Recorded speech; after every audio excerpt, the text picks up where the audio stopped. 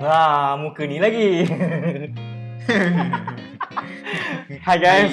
Hai, kita jumpa lagi dalam Asli TV untuk projek Pendek dan Sedap. Okay. So seperti video-video yang sebelumnya, kita dah perkenalkan tentang pelajar-pelajar, 2 orang pelajar, dan cerita apa yang mereka dah hasilkan sepanjang dalam projek Pendek dan Sedap, Bengkel Penulisan Cerita Pendek ini. Okey, jadi apa itu projek Pendek dan Sedap fasa 1? Ini sebenarnya adalah satu inisiatif Astrid Anak Seni. Kita memperkenalkan satu bengkel penulisan cerita pendek, dan para pelajar ini dibimbing oleh Encik Khairul Nazwan Rozi, pengarah artistik Revolution Stage. Seorang penulis skrip, pengarah, pelakonnya, dialah semua ni. Jadi tanpa membuang masa, apa kata kita berkenalan dengan peserta yang ketiga? Jom. Okey, nak tahu siapa dia? Okey, kita kenalkan kepada anak Fida Aziz. Halo Fida. Halo Fida. Assalamualaikum. Annyeonghaseyo. Gitu. Annyeonghaseyo. Begitu. Cantik Fida hari ni kan, dengan background dia begitu. Bersiap-siap khas untuk baca cerita kan ni? Oh. Nak bagi mood. Fida, Macam tu. Rasanya Fida first time menulis ke? Yes, first time. First time menulis kan. So jadi nak tahu sikit bagaimana inspirasi tercetusnya idea untuk buat cerita Fida lah. Mungkin Fida boleh berkongsi macam mana dapat idea dan apa tajuk cerita sebelum kita memulakan sesi baca cerita. Yes. Okey, tajuk cerita Fida adalah Diari Masakan Mama. So inspirasi ni datang daripada diary masakan tu sendiri. Sebab memang daripada arwah mak memang ada diary tu. Jadi bila ada diary tu, dia agak unik lah. Sebab biasa orang simpan diary tulis perkara-perkara macam contoh cinta ke, kan, benda-benda yang macam memang kita nak tulis dan simpan. Tapi this is one like macam dia ada cerita pasal masakan. Jadi it's unique lah. And then my mom ada contoh-contoh lukis, even orang masak pun dia lukis dalam tu. So that's why itulah inspirasinya datang. Okey, jadi ceritanya adalah diary masakan mama, betul? Yes, betul. Okey, Fida, are you ready? Yes, I'm ready. Kalau macam itu, jom kita dengarkan cerita daripada Fida Aziz. Diary masakan mama. Laila terbangun dengan kepala berdenyut. Darah pekat mengalir di dahinya. Terasa berat kelopak mata Laila untuk membuka matanya. Dalam keadaan sulit itu, Laila cuba mengingat semula kejadian yang telah berlaku. Bunyi seperti dentuman kuat masih jelas kedengaran di telinga Laila. Tangan Laila meraba tempat duduk di sebelahnya. Terasa sekujur tubuh kaku yang masih bernafas. Melihat keadaan wanita itu, hati Laila tiba-tiba terasa sayu. Laila cuba menyebut namanya, namun Laila tidak dapat mengingati identiti wanita tersebut. Kepala Laila mula berdengung. Kesakitan mula terasa di seluruh badannya. Dalam keadaan hujan renyai, Laila mula melihat keadaan sekeliling. Kereta yang dinaikinya telah merempuh sebatang pokok besar. Kedengaran sayup-sayup bunyi kenderaan di belakang kereta mereka. Dia cuba menjerit untuk meminta pertolongan, namun sia-sia. Laila tidak mampu menahan sakit kepalanya. Pandangan mata Laila makin gelap, lalu dia terbaring, tidak sedarkan diri. Mama, slow down. Depan tu gaung, Mama. I'm trying. Brake tak berfungsi ni. Mama! Laila tersentak. Kedengaran suara seseorang di sampingnya. Bau ubat-ubatan kuat memenuhi ruang pernafasan Laila. Laila memegang kepalanya. Bangun dalam keadaan tersentak sebegitu membuatkan kepala Laila berdenyut laju. Dia cuba mengingati mimpi tadi, tetapi denyutan di kepalanya mengganggu. Laila, seseorang menyentuh bahu Laila. 2 orang lelaki berdiri di sebelah katilnya. Keadaan sekeliling mereka dipenuhi dengan katil putih. Laila pasti dirinya berada di hospital. Salah seorang lelaki yang menegur Laila berpakaian kot putih dengan tag nama Dr. Asif. Kepala masih sakit ke? Cik Laila ikut pergerakan jari saya? Dr. Asif menyuluh lampu suluh kecil ke mata Laila untuk mengesan sebarang trauma tindak balas yang mungkin berlaku akibat kecederaan di kepala Laila. Laila perasan lelaki yang berada di belakang Dr. Asif merenung Laila sejak tadi. Dia mula mendekati Laila. Laila, Papa ni. Papa? Laila termenung sejenak. Dalam kepalanya ligat mencari memori mengenai papanya. Papa, sorry tapi you salah orang ni. Lelaki itu nampak beria dan berpakaian khas. Langkah dia tidak ingat siapa dia pada Laila. Datuk Mukris, mari ikut saya sebentar. I will explain to you about this. Ujar Dr. Asif. Laila diminta untuk berehat dan diberikan ubat. Laila yang masih keleri itu melihat lelaki itu berlalu bersama-sama Dr. Asif. Papa? Mama? Laila masih lagi cuba mengingati kejadian yang telah berlaku.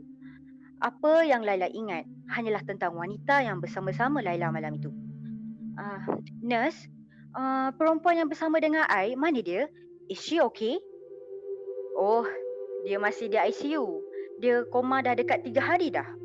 Jururawat itu berkata sambil menunjukkan arah ward ICU. Laila bergegas mahu ke sana, namun dihalang oleh jururawat. Keadaan Laila yang masih belum stabil menyebabkan dia perlu berehat secukupnya sebelum boleh berjalan ke mana-mana. Suasana hospital bertukar sunyi apabila malam tiba. Terutama sekali kawasan ward kelas pertama. Suasana sunyi sebegitu membuatkan Laila termenung jauh. Pandangan mata Laila kosong. Seolah-olah roh dalam badannya sudah tiada. Yang tinggal hanya jasad yang masih bernyawa. Seharian, dia cuba mengingati memori-memori sebelum kemalangan itu berlaku.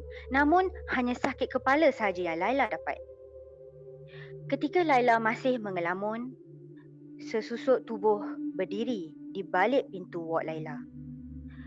Sambil memerhatikan keadaan sekeliling, lelaki itu perlahan-lahan mendekati tombol pintu bilik Laila. Tiba-tiba, kedengaran bunyi tapak kaki di koridor ward. Lelaki misteri itu bergegas pergi dari tempat itu. Hello, Encik Laila. Maaf ganggu. Boleh kita berbual sekejap? Laila terpinga mendengar suara seseorang menyapa. Encik ni siapa ya? Kita kenal ke? Jelas, kelihatannya Laila tidak begitu selesa berhadapan dengan lelaki yang baru saja menegurnya. Cara lelaki itu seolah-olah mereka sudah kenal lama. Tak mengapa, Cik Laila. Saya ke sini hanya untuk melihat keadaan Cik. Oh lupa, saya Ali, seorang penyiasat persediaan. Ini kad saya. Ali memperkenalkan diri sambil menghulurkan kad nama kepada Laila. Laila tidak menyambut kad tersebut. Matanya ligat melihat ke arah pintu bilik wardnya. Cik Laila jangan takut. Saya cuma nak bagi tahu yang Cik Laila boleh percaya pada saya. Jika ada perkara yang mengganggu fikiran Cik atau Cik rasa seperti keadaan tidak selamat, Cik jangan ragu-ragu untuk hubungi saya ya. Saya minta diri dulu, kata Ali sambil kad namanya diletakkan di meja bersebelahan kaki Laila. Mata Laila mengekori setiap langkah lelaki itu. Who the hell is he? Penyiasat persediaan? What is happening? Mengomel Laila dalam hatinya. Banyak persoalan mula timbul membuatkan Laila tidak boleh tidur. Esok aku kena juga pergi ICU tu. Harap-harap perempuan tu dah bangun. Bisik Laila yang cuba menyedapkan hatinya. Sudah hampir 2 jam Laila mundar-mandir di depan ward ICU. Selama itu juga dia cuba mengerah otaknya untuk mengingati semula segala memori sebelum kemalangan itu berlaku. Seorang wanita terkujur kaku menjadi penghuni di ICU serta diberikan bantuan oksigen di sebelahnya. Perlahan-lahan, Laila melangkah masuk untuk melihat wajah wanita itu dengan lebih jelas. Wajah wanita itu tidak muncul dalam kotak memori Laila, namun Pada Laila, perempuan ini adalah orang asing.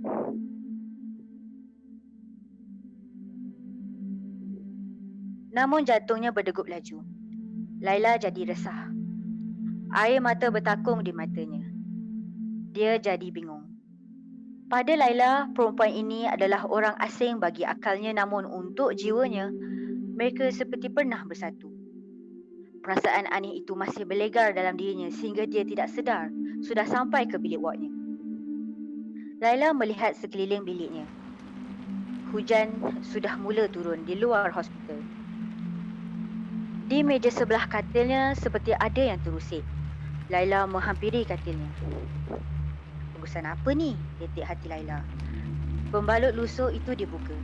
Sebuah buku bersalung kulit, bau kuat kertas lama serta debu-debu halus bertebaran tatkala buku itu dibuka isi kandungannya. Laila membelik buku tersebut. Sekeping penanda buku terselit di antara helaian muka surat diary itu. Terpampang indah, lukisan tangan bunga iris berwarna ungu. Di bawahnya ada nota kecil tertulis kunci untuk segalanya. Laila membuka satu persatu muka surat diary di tangannya. Kalau diary biasa, terkandung hal-hal hati, hal-hal yang tidak mampu diluahkan dan tidak berani disampaikan kepada sesiapa pun. Diary ini unik. Ia terkandung resepi-resepi masakan Melayu tradisional. Kalau kebiasaan isi kandungan sebuah resepi terutama dari barat, setiap adunan mestilah mengikut sukatan yang ditetapkan. Lain pula ceritanya dengan resepi masakan Melayu. Tanpa sukatan yang tepat, bahan-bahan masakan semuanya agak-agak taruhannya. Ada juga potongan resepi dari akhbar yang ditambah coretan di sebelahnya. Di setiap muka surat juga ada bekas-bekas seperti tumpahan air atau lebih tepat lagi, percikan kuah dari lauk pauk yang sedang dimasak. Laila menghidu muka surat dari itu. Terasa di hatinya, ini seperti perkara biasa yang pernah terjadi dalam hidupnya. Tiba-tiba, kepala Laila terasa sakit. Laila terus merebahkan dirinya di katil. Cuba memejamkan matanya dan bernafas secara perlahan bagi melegakan sakit kepalanya. Laila terlena selepas beberapa minit kemudian. Bunyi radio sayup-sayup kedengaran. Lagu-lagu era 90-an menjadi pilihan untuk petang itu. Bau tumisan meliputi ruang rumah yang sederhana besar. Lagu-lagu dari radio disambut meriah oleh nyanyian dua orang perempuan di dapur. Laila berjalan ke arah dapur rumah itu. Seorang perempuan berdiri di sinki, sedang memotong sesuatu. Badannya bergerak lembut mengikut rentak lagu. Satu perasaan timbul di hati Laila, perasaan yang hilang selepas kemalangan tempoh hari. Perasaan tenang dalam hatinya. Laila menghampiri wanita itu. Disentuh bahu perempuan itu, dia mahu melihat wajahnya. Wanita itu terhenti pergerakannya. Lantas menoleh memandang Laila. Laila tergamam. Wanita itu tidak berwajah. Laila menjerit sekuat hatinya. Dalam masa yang sama dia terasa tangannya ditarik oleh seseorang. Cepat Laila, kita dah tak ada masa ni. Cepat masuk dalam kereta. Laila dalam keadaan kelam kabut terus memasang tali pinggang kereta. Di sebelah Laila kelihatan seorang perempuan memakai tudung sedang membawa kereta dengan laju. Laila kena ingat, ini semua demi masa depan kita. I will explain to you later. Trust me. Berkata wanita itu dalam nada panik. Laila, dengar tak ni? Laila! Laila membuka mata. Peluh-peluh jantan terbit di mukanya. Cik Laila okey ke? Maaf saya terpaksa pekik nama Cik. Cik menjerit tadi. Dr. Asif memegang tangan Laila. Jururawat membantu Laila bangun dan mengelap peluh di dahinya. Sorry doktor, I mimpi buruk tadi. Jelas Laila dengan suara agak serak. It's okay Cik. Dalam keadaan you sekarang ni, your brain dalam proses pemulihan. So, you akan alami imbasan-imbasan memori melalui mimpi. Esok, saya akan jalankan sesi terapi dengan Cik Laila. Hopefully, these sessions will help you to remember more. Jelas Dr. Asif dengan panjang lebar sebelum berlalu pergi. Laila tersenyum kelat. Laila mencapai diari di bawah bantalnya. Laila tidak boleh duduk diam lagi. Dia tekad untuk menyiasat punca sebenar kemalangan yang telah berlaku dan mencari identiti wanita yang sentiasa muncul dalam mimpinya. Satu persatu foto-foto diletakkan di hadapan Laila. Laila melihat, membilik. Berkerut dahi Laila meneliti gambar-gambar tersebut. Kotak memori Laila kosong. Dia seperti melihat gambar keluarga orang lain.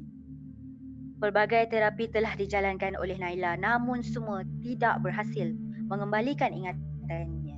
Seminggu berlalu. Namun keadaan Laila masih tidak berubah.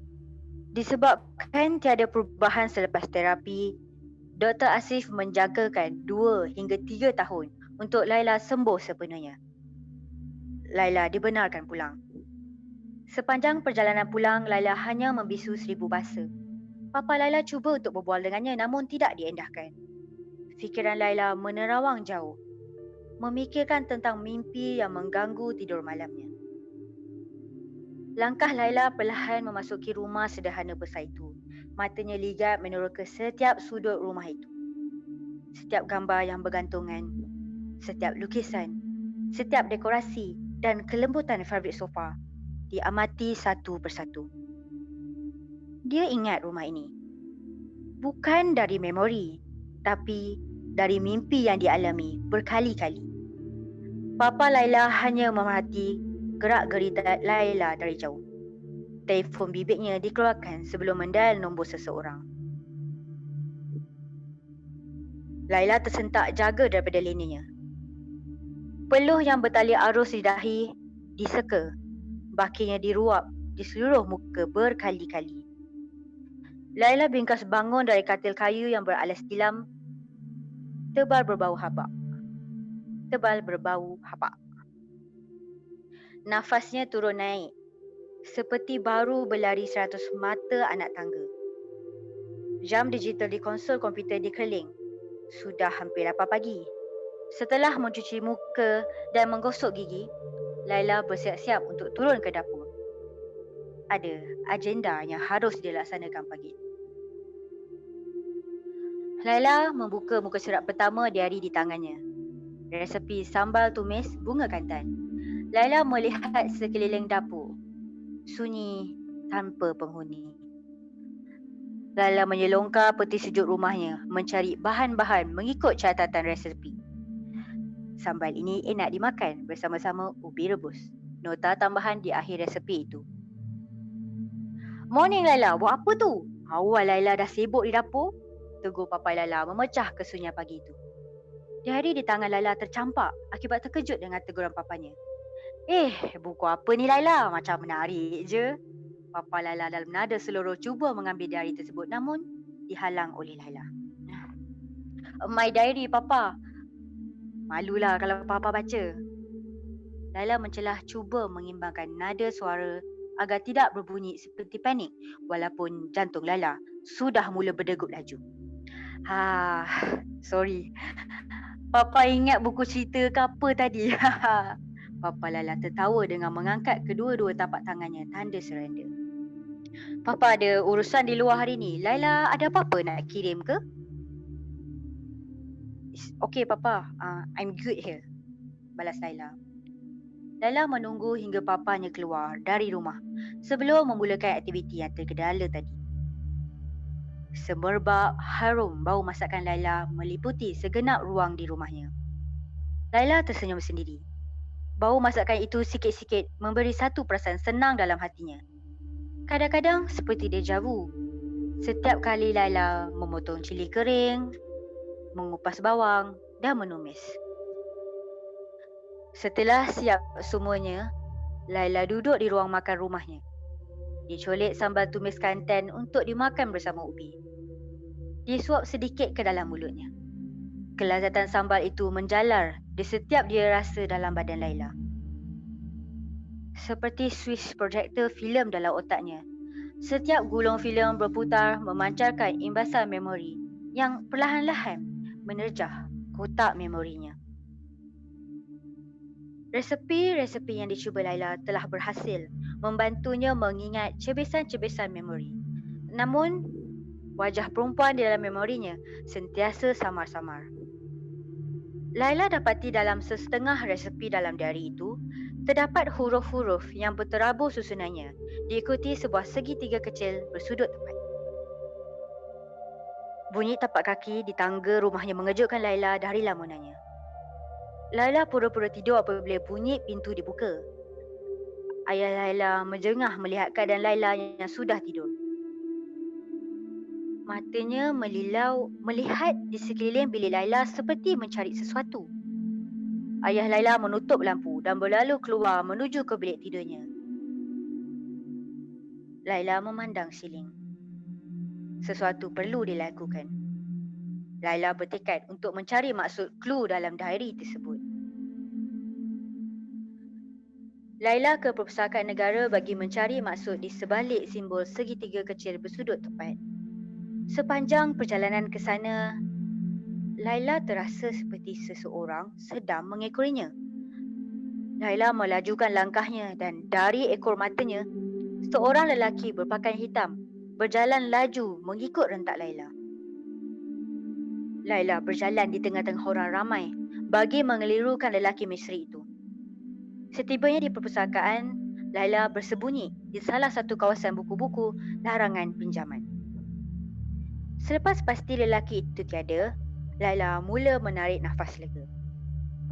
Mata Laila meliar memerhatikan buku-buku yang tersusun rapi di dalam perpustakaan. Terdapat rak-rak kecil di satu sudut dengan himpunan cerpen-cerpen dari tulisan penulis muda. Perhatiannya dicuri oleh buku yang diperagakan di sebuah rak kecil di depan kaunter pustakawan. Sebuah rak 2 tingkat, di tingkat atas terdapat kepala manikin yang memakai topi deerstalker seperti dipakai Sherlock Holmes dalam imej-imej novelnya ketika melakukan siasatan. Di bawahnya terletak sebuah kotak kayu lama yang beralaskan baldu merah. Di atas baldu tersebut terdapat sebuah buku yang agak besar. Buku itu bertajuk Code and Cipher: The Secret Language of Games and Tricks.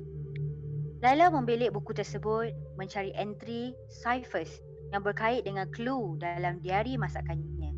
Salah satu bab dalam buku itu dipanggil Triangle Cipher. Laila membaca arahan yang diberikan. Lukis sebuah segitiga bersudut tepat dan letakkan perkataan yang hendak digunakan di garisan tegak segitiga itu. Seterusnya, isi ruang kosong di sebelah huruf-huruf itu mengikut susunan abjad selepasnya. Dengan setiap baris perkataan itu ditambah lagi satu huruf. Laila mencuba teknik tersebut. Setelah siap, kod dapat dibina mengikut huruf terakhir di garisan condong. Contoh, triangle menjadi TSKDRLRL. Ini adalah kod yang akan digunakan. Laila mengeluarkan diarinya. Beberapa clue telah Laila kumpulkan yang mungkin membentuk sebuah perkataan. Laila merenung perkataan itu. Otaknya ligat bekerja berpeluh-peluh belakang kepalanya dan jantungnya berdegup kencang memikirkan apa maksud perkataan tersebut. Laila menghela nafasnya dalam-dalam dan mula bekerja. Dilukis satu persatu segitiga, diletakkan huruf memenuhi ruang kosong yang ada. Di kala itu, satu imbasan memori berkunjung di mindanya. Kelihatan seorang perempuan menunduk tekun menulis sesuatu dalam diarinya.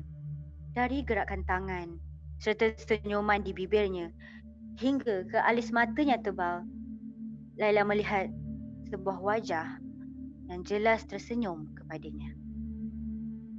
"Mama," bisik Laila.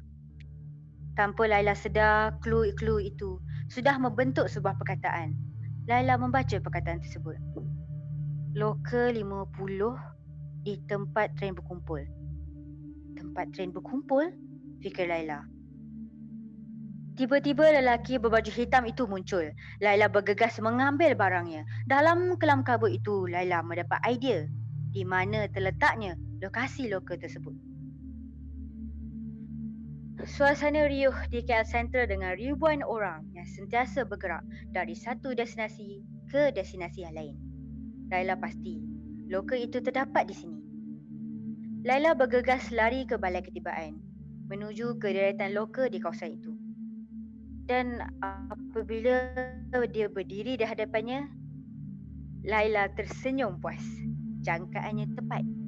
Pintu loka yang bernombor 50. Terdapat kunci digital yang perlu dimasukkan kod nombor untuk membukanya. Sekeping kertas berdiagram terselit di pintunya. Diagram itu terkandung huruf-huruf seperti sebelumnya, namun simbol yang digunakan kali ini agak berlainan.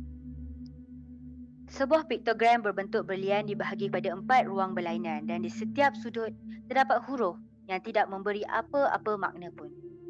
Laila mencuba cara seperti sebelumnya namun tidak berhasil. Laila mula buntu. Tanpa Laila sedari, lelaki misteri yang mengekorinya sedang memerhatikan tingkah laku Laila. Laila masih tekun menyelesaikan clue itu. Kejap, kalau aku buat secara terbalik, mungkin boleh menjadi satu perkataan. Aku cuba susun di sisi tegak pula. Getus hati Laila. Laila menyusun huruf-huruf tersebut. 4 April 1957. 4. Selepas tu April. Maknanya nombor 4. Dan seterusnya mesti nombor kod 1957. Kata Laila sambil tangannya menekan dial digit loka tersebut. Klik. Kedengaran selak kunci pintu loka tersebut tertutup. Perlahan-lahan Laila menarik pemegangnya dan pintu loka tersebut dikuak perlahan. Jantung Laila berdegup kencang dan berfikir apakah yang menunggunya di balik pintu tersebut. Mata Laila terjegil, mulutnya ternganga kerana apa yang ada di balik pintu itu di luar dugaannya. Di dalam loka itu tersebut terdapat bukti-bukti mengenai kegiatan sebenar ayah Laila. Berkeping-keping gambar, surat-surat jual beli serta rakaman perbualan antara ayah Laila dan konco-konconya. Salah satu pita rakaman itu bertanda dengan nama Laila. Dia mendengar tentang perbualan ayahnya yang mahu membunuh mamanya agar rahsia ayahnya tidak terbongkar. Laila terkejut mendengar rakaman tersebut. Serta-merta kepalanya terasa seperti disumbat-sumbat kerana memori-memori menerpa dari pelbagai sudut. Laila cuba menyusun memori-memori yang berserabut di dalam kepalanya. Lala yang dalam keadaan pening cuba telefon Encik Ali. Hello Encik Ali, ini Laila. Encik, tolong saya Encik, saya. Seseorang telah menekuk mulut Laila dan diseret pergi dari tempat itu. Laila cuba meronta bagi melepaskan diri namun ubat kloroform digunakan si penculik menyebabkan Laila tidak sedarkan diri. Laila terbangun dengan kepalanya masih berdenyut-denyut. Laila cuba bergerak namun tangan dan kakinya telah diikat ketat. Lelaki misteri yang mengekorinya sedang memandang Laila dengan mata yang tajam. Di sebelahnya, Papa Laila sedang berbual di telefon. Rupanya, lelaki itu bekerja untuk ayah Laila. Laila melihat sekeliling. Beberapa lelaki sedang mengangkat kotak-kotak besar ke dalam van putih. Keadaan bangunan seperti gudang inilah menjadi markas kegiatan haram ayah Laila. Laila. Terima kasih sebab tolong Papa. All this evidence shall perish, including you. Ujar Datuk Muklis sambil ketawa bersama konco-konconya. Laila hanya mampu mengetap bibirnya. Dadanya berombak menahan marah. Pengecut macam kau ni tak layak dipanggil Papa. You killed Mama. You coward! Cerit Laila. Kau cakap apa Laila? How dare you? Ayah Laila menampar muka Laila. Kau patut mati macam mama kau, jekah ayah Laila. Lalu mencekik Laila sekuat hatinya. Tidak semena-mena imbasan memori datang menerpa di kotak memori Laila. Hujan sudah mula turun. Ibu Laila bergegas turun ke kereta membawa bagasi bersaiz sederhana besar. Laila yang menunggu dalam kereta melihat kelakuan ibunya sambil memerhati kawasan sekeliling rumahnya. Laila rasa tak sedar hati. Laila memujuk mamanya berkali-kali untuk melaporkan ke pihak polis. Namun mamanya berdegil. He's a vicious man, Laila. Kita kena bijak dalam menguruskan hal ni. No worries, I have everything planned out. Ibu Laila meyakinkan Laila. Laila tersedar. Kedengaran hilai tawa ayahnya serta kuncu-kuncunya seronok melihat Laila diperlakukan begitu. Kau tak akan menang. Kau tak akan menang. Suara Laila tersangkut-sangkut. Mukanya bertukar biru namun matanya kemerahan masih memandang tepat pada papanya. Biar pandangan ini menghantui seumur hidup papanya sebagai balasan dendam Laila untuk ibunya. Imbasan memori ibunya menemani Laila di penghujung hidup. Ibu Laila membawa kereta dengan laju. Diperhatikan di belakang keretanya ada sebuah van yang dari tadi mengikuti mereka. Laila, dengar cakap Mama ni. Kalau apa-apa jadi pada Mama, Laila kena cari dari masakan Mama. Dalam tu ada semua info yang Laila perlukan bagi menumpaskan kegiatan Papa. Laila ingatnya sayang. Mama sayang pada Laila. Ibu Laila merenung wajah Laila dalam-dalam. Mama, look out! Bang! Bam! Bam! Dentuman yang kuat memeranjatkan ayah Laila dan kuncu-kuncunya. Berwarah Laila terbatuk-batuk menahan perit tekaknya. Ikatannya dibuka oleh Encik Ali. Macam mana Encik dapat mengesan saya? Tanya Laila. Sayalah yang meletakkan diari untuk Laila di hospital tempoh hari. Handphone Laila saya letakkan berhenti bagi menjejak pergerakan Laila. Jelas Encik Ali. Encik Ali, bagaimana dengan ibu saya? Saya baru ingat semua Encik Ali. Tangis Laila. Laila ditenangkan oleh para med. Air mata Laila deras membasahi pipi. Memori sebelum kemalangan itu merentap hatinya. Batu nisan dengan ukiran nama ibunya diustak perlahan-lahan. Bunga-bunga wangi ditabur dan disiram air di permukaan tanah kubur ibunya. Pihak polis memberitahu ibu Laila telah meninggal dunia dan disyaki kemalangan berlaku akibat perbuatan khianat oleh ayah Laila. Ayahnya telah ditangkap dan dipenjarakan kerana terlibat dengan kegiatan dadah. Dia juga dihukum atas cubaan membunuh Laila dan pembunuhan ibunya. Setiap kali Laila memasak resepi dari diary ibunya, Laila terkenang momen bersama ibunya memasak di dapur. Bacaan Al-Fatihah disedekahkan kepada ibunya. Semoga roh Mama dicucuri rahmat ilahi.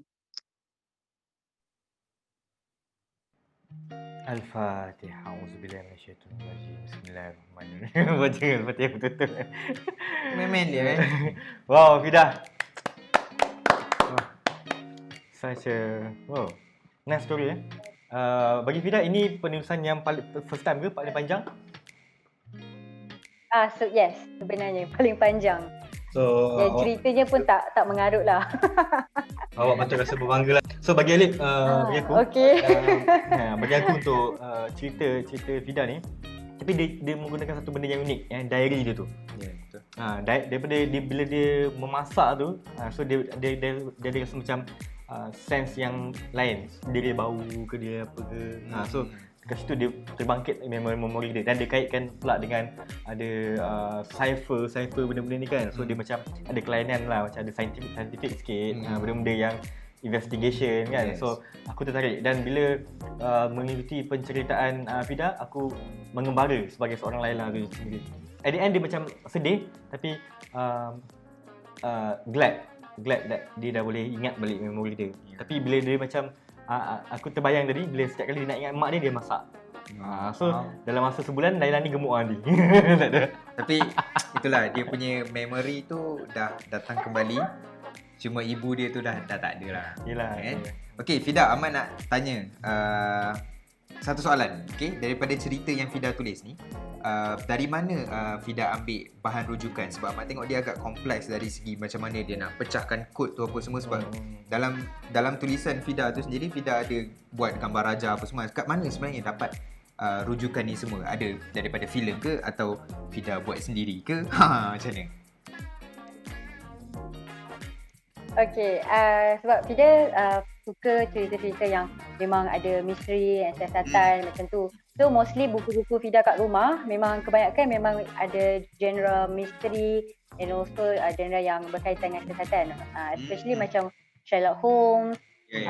Lepas tu ada 2-3 buku yang orang jarang baca tapi Fida ada belilah. And then ada macam buku Carrie Bradshaw, cerita-cerita yang macam tu. Okay. Even cerita CSI kan, CSI semua. So dia ada link kat situ lah.